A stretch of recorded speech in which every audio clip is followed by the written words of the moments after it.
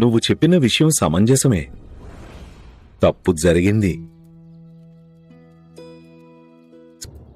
చూసావా దిగంబర్, నీ దృష్టిలో నియమాలు ఎక్కువ, కాని ఒక తల్లికి మాత్రం తన బిడ్డ క్షేమం కన్నా ఇంక ఏదీ ఎక్కువ కాదు దిగంబర్.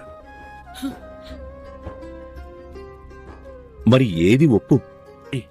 మనకితనే సలహా ఇస్తాడు. ఇప్పుడు ఈమె కొడుకు ఆరోగ్యం బాగోలేదని దానివల్ల సత్యమైతే మారిపోదుగా సాయి. ఇక్కడ అందరికీ తొందరగానే ఉంది. నేను కూడా వరుస తప్పి వచ్చేవాణ్ణే. మా నాన్న కూడా ఆరోగ్యం బాగాలేదు. కానీ నియమాల్ని ఉల్లంఘించడం సరైన పద్ధతి కాదుగా. నువ్వు చెప్పింది నిజమే. నియమాలు చట్టాలు అమలు చేసి తీరాలి, కానీ దాంతోపాటు సమతుల్యత కూడా అవసరం. ఈ విషయం అర్థం చేసుకోవడం ముఖ్యం. ఎక్కడ నియమాలకి ప్రాధాన్యత ఇవ్వాల్సి ఉంటుందో, ఎక్కడ మానవత్వానికో. అసలు మానవత్వానికి మించిన ధర్మం వేరేదీ లేదు. ఇదే ద్వారకామాయి నియమం. ఇక్కడికి అందరూ వరుసలోనే వస్తారు, ఎప్పుడైనా ఎవరైనా అత్యవసర పరిస్థితిలో ఉంటే తప్ప.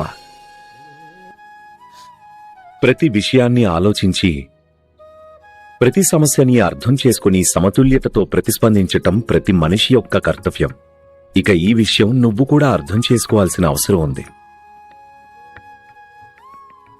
నీకు ఆవిడ నిస్సహాయత కనిపించలేదా? అక్కడికి మీ నాన్నగారి ఆరోగ్యం ముందటి కన్నా మెరుగ్గా ఉంది. ఈయనకిప్పుడు ఏమీ ప్రమాదం కూడా లేదు.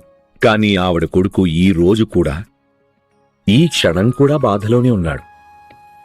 అయినా నువ్వు తన మీద సానుభూతి చూపించలేదు. ఇది మానవత్వం కాదు దిగంబర్. ఇక ద్వారకామాయి నియమాల ప్రకారం ఎవరైతే మానవత్వానికి ప్రాధాన్యత ఇవ్వరో వాళ్ళు తప్పు చేసినట్టే. సాయి ఓం సాయి ఓం సాయి ఓం.